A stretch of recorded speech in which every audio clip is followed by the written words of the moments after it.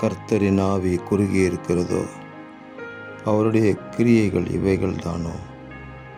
செம்மையாய் நடக்கிறவனுக்கு என் வார்த்தைகள் நன்மை செய்யாதோ என்று எங்கள் கர்த்தராகிய ஆண்டவர் சொல்லியிருக்கிற ஜீவனுள்ள வார்த்தைக்காக உங்களுக்கு கொடான கோடி ஸ்தோத்திரங்கள் உண்டாகட்டும்.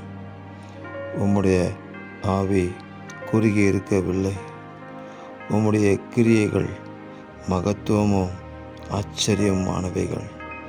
செம்மையாய் நடக்கிறவனுக்கு உம்முடைய வார்த்தைகள் நன்மை செய்கிறதற்காக உங்களுக்கு கொடான கொடி ஸ்தோத்திரங்கள்.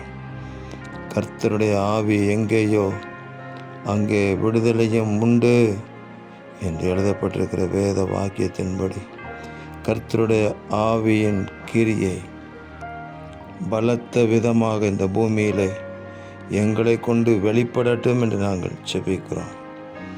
கர்த்தருடைய ஆவி எங்களை வெற்றியின் பாதையில் நடத்தி ஆண்டவர் இயேசுவின் நாமத்தை மகிமைப்படுத்த கிருபை தருகிறதுக்காக ஸ்தோத்திரம்.